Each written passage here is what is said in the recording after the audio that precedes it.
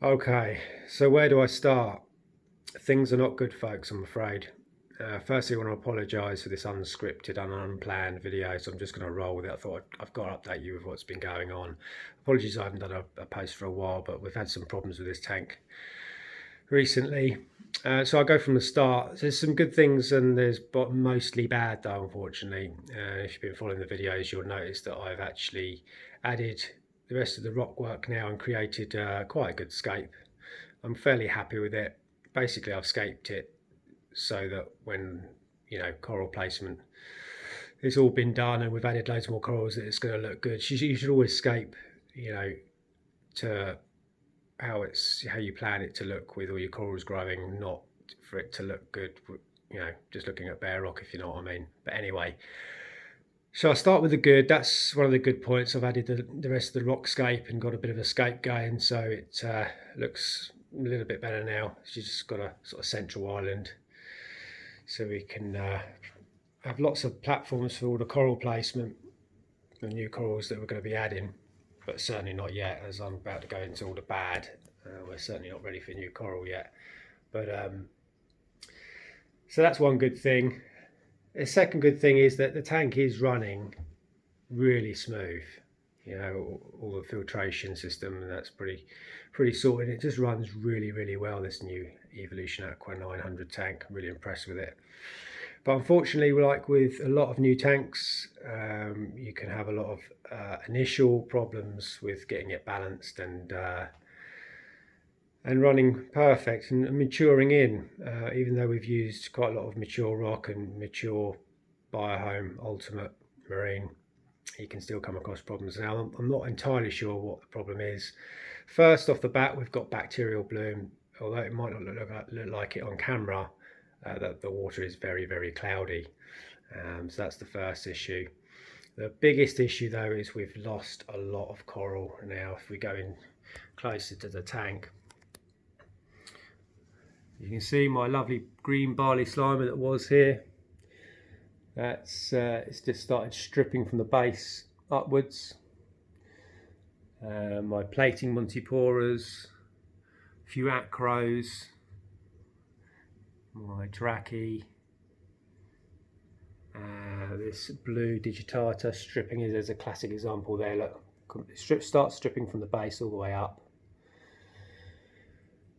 Nightmare. A lot of the corals just aren't very well. The LPS are doing really well. The frog spawn, the blasto, the Duncan, and some of these SPS at the top, the red digitata, bubble stylo, this Hasuta, and the pink hystrix, the hammer coral, all doing okay. Zoa's doing okay.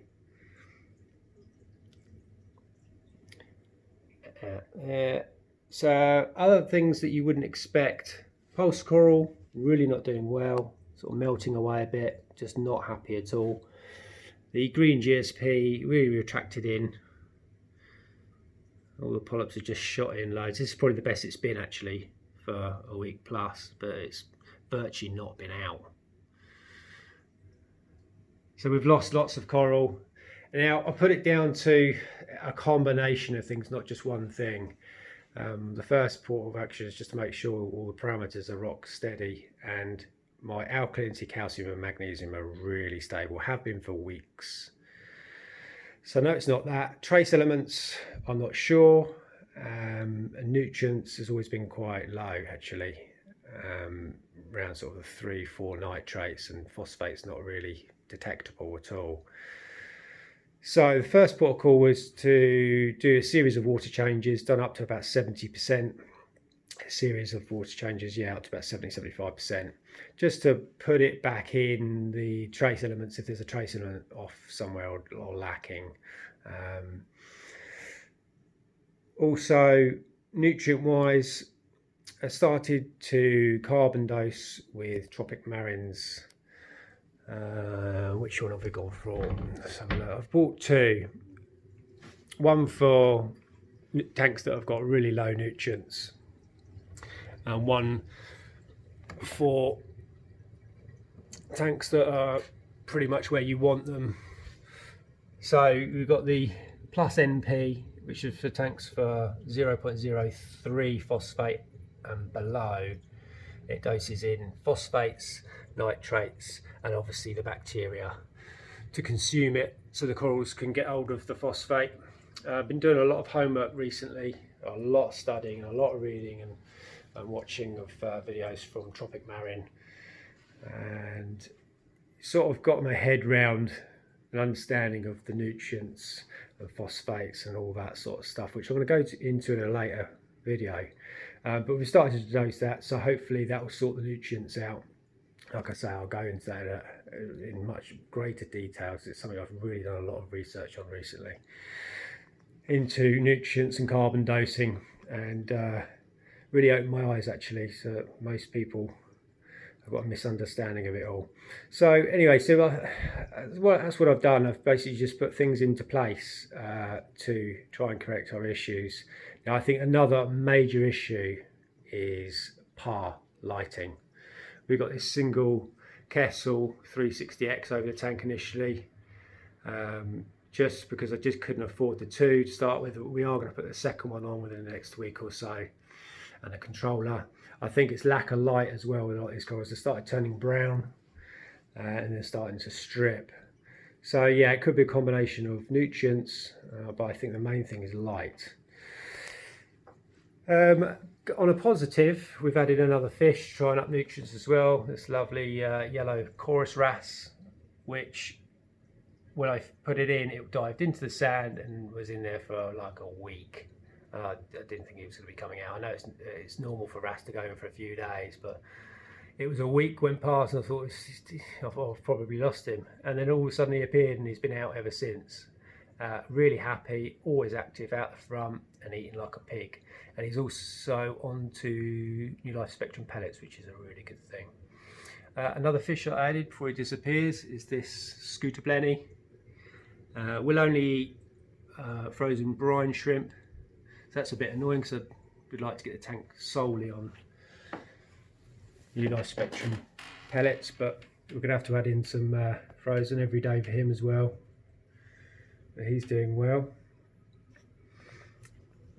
So all the rest of the fish doing good. The two clowns are all happy as Larry, and this is their little layer down here. No doubt they'll be laying eggs soon, so they keep cleaning these areas and cleaning the sand area. And there's the Midas Blenny is in here hiding away somewhere, and obviously our blue azure damsel, happy as Larry, all big and fat, so we've been getting loads of food recently to try and up our nutrients. So yeah, sump wise, the skimmer, the new skimmer we added is awesome, really happy with it.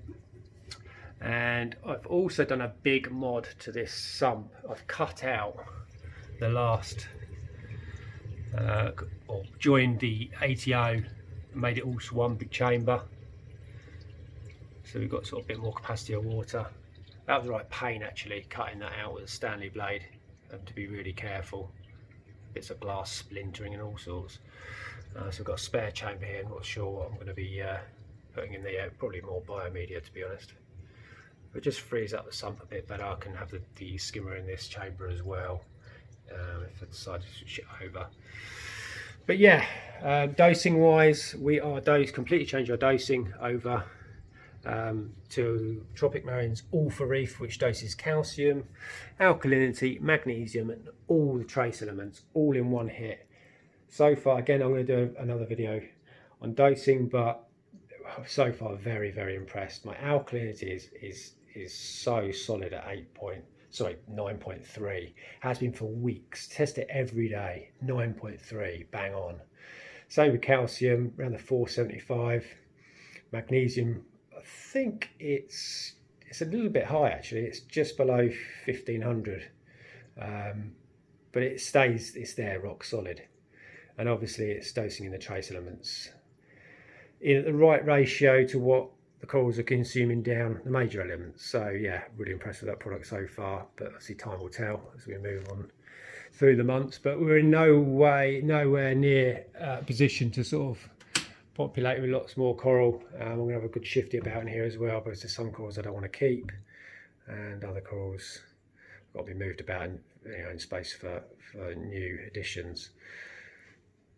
But yeah, tank's filming really shit at the moment. Actually, the first time I've been filming on this new smartphone I got, actually, it's the new S20, so I'm still messing around with its settings. But so the cloudiness of the water is really spoiling the video, really. I think, although it doesn't look that cloudy on film by what I can see, but say if the water was clear, it'd film really good, I think. Flow wise, it could be a flow issue actually as well. I've only got this TMC Reef Tide, I think, or whatever it's, I'm not sure what it's called, but yeah, I'm really impressed with it actually. There's the controller. It's only 8,000 litres, but it's a really wide span of water, so it's not a massive movement in coral polyps. So it could be a flow issue as well. You've got this little 4,500 tons E6040 in the corner, and obviously the return flow, which is about 2,300 litres an hour. But yeah, things are not good at the moment. So you just, with this hobby, you have to press through it and just sort of process of elimination, really. Perseverance is key, really. Most people would sort of maybe give up, especially when they start losing on the coral. But I don't think we're going to lose everything. I think we'll keep what we've got in here now. Will probably be okay. Hopefully, yeah. I think the green hystrix is not particularly happy. It's usually really glowy, but it's hanging in there. Polyp extension is not great. Though weirdly, the pink hystrix, which is lower down, hardly getting any par down here, is quite happy. But anyway, I thought I'd just update you with what's been going on. Say the whole family's, obviously because of the situation we're in at the moment with the virus, we've got the house full with the wife and kids kicking around. It's been quite hard to film, but now I'm just going to grab the camera and sort of unplanned and just update you guys with what's going on. Apologies if it's not coming out great, but I thought I'd just let you know. So anyway, hopefully next time I do an upload, we'll have some better news. So until next time, thanks for watching. Don't forget, hit that subscribe and that notification bell so you get notifications for when I put new posts up. And it really helps me out, guys, if you hit that like button as well. Anyway, thanks for watching, folks, and I'll catch you in the next one.